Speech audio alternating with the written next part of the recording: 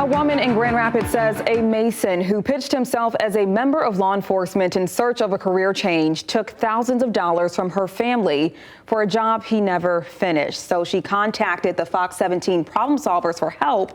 And Marisa, you join us with more on this story. Yeah, Jamie, we are still working to learn if that man actually works as a police officer. Regardless, through the course of our investigation, we learned he could soon face criminal charges in a separate case. The Ottawa County Sheriff's Office says someone filed a complaint against him at the end of July, but declined to release more information because of that ongoing investigation. He was going to tear out this whole box around the window, the patio. Emma McClure dreads discussions about her backyard. It's definitely been like a stressful thing, an unwanted distraction. You know, we get so few hours home with our daughter after work.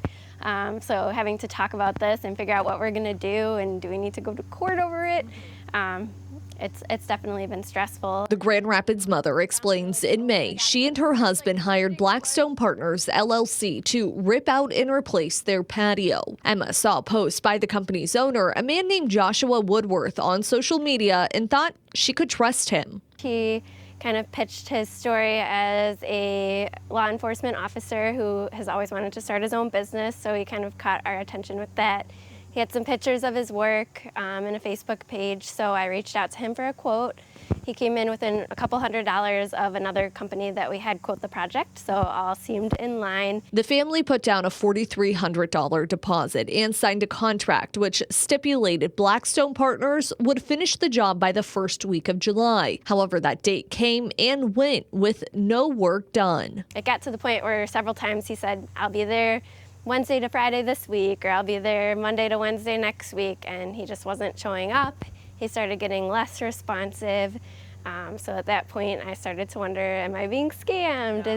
Is he an honest guy, but maybe he's underwater? Text messages provided to Fox 17 show Emma messaged Woodworth at the end of the month about a new start date, but he pushed it back because of the weather.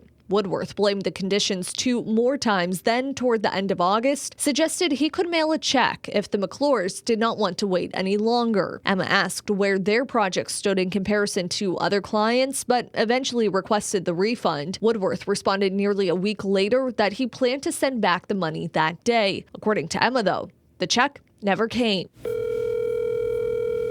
Frustrated, she contacted the problem solvers. Blackstone Properties did not reply to Fox 17's request for an on-camera interview this week. Instead, through an email, Woodworth said he dropped the refund off earlier this month, but it got returned to the office on Monday with the wrong postage. Woodworth thought they resent the check on Thursday and added the family should get it sometime soon. A search of state records show he nor the company possessed the licenses needed to do business in Michigan. Emma, meanwhile, hopes Woodworth's words hold true so she can finally forget about her backyard. All we want is our hard-earned money back.